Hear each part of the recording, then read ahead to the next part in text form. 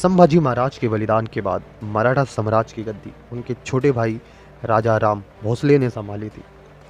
जब मराठा साम्राज्य पे संकट था 1689 ईस्वी में, जब औरंगजेब ने किले पर हमला किया तो छल से संभाजी महाराज को बंदी बना लिया गया।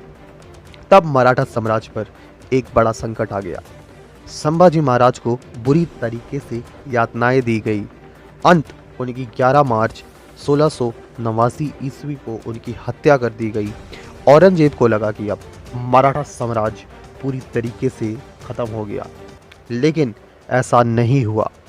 जैसे ही ये खबर रायगढ़ पहुंची, वहां मौजूद दरबारियों और सैनिकों ने तुरंत राजा राम भोसले को राजा घोषित कर दिया।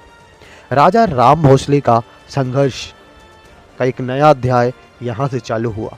राजा राम भोसले ने गद्दी संभालते ही औरंगजेब के खिलाफ मोर्चा खोल दिया, लेकिन स्थिति बहुत कठिन थी।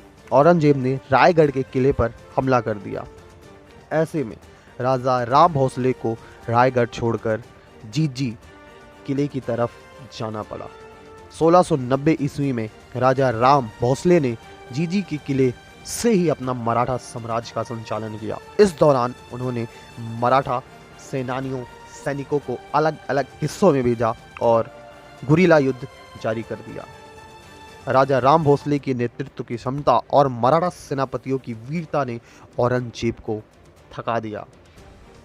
लगातार संघर्ष के दौरान 1700 ईस्वी में राजा राम भोसले की मृत्यु हो गई, लेकिन उनकी मृत्यु के बाद भी मराठा ने हार नहीं मानी। उनकी पत्नी रानी ताराबाई ने अपने बेटे शिवाजी द्वितीय को गद्दी पर बैठा दिया और औरंगजेब के खिलाफ युद्ध जारी रखा।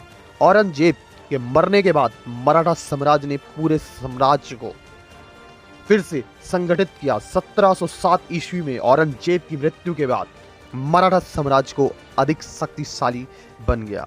जिस प्रकार उन्होंने पूरी तरीके से मुगल साम्राज्य का तबाह कर दिया, खत्म कर दिया।